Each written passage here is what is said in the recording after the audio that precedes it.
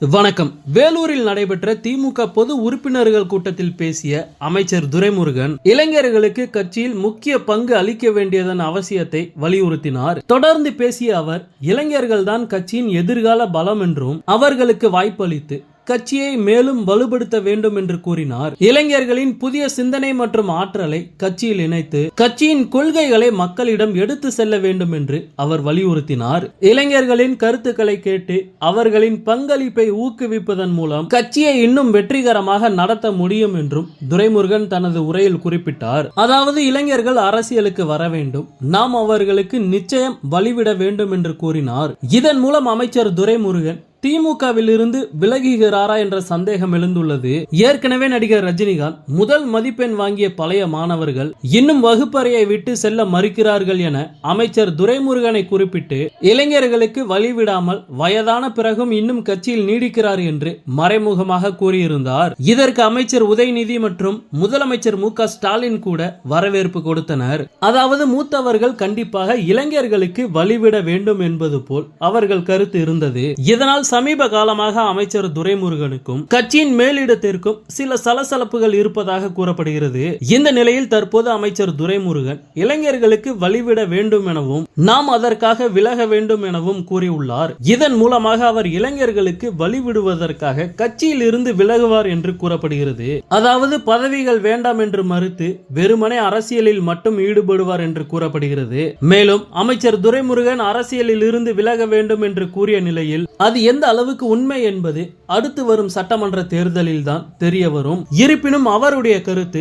அரசியல் வட்டாரத்திலும் திமுகவினர் மத்தியிலும் வரவேற்பை பெற்றுள்ளது.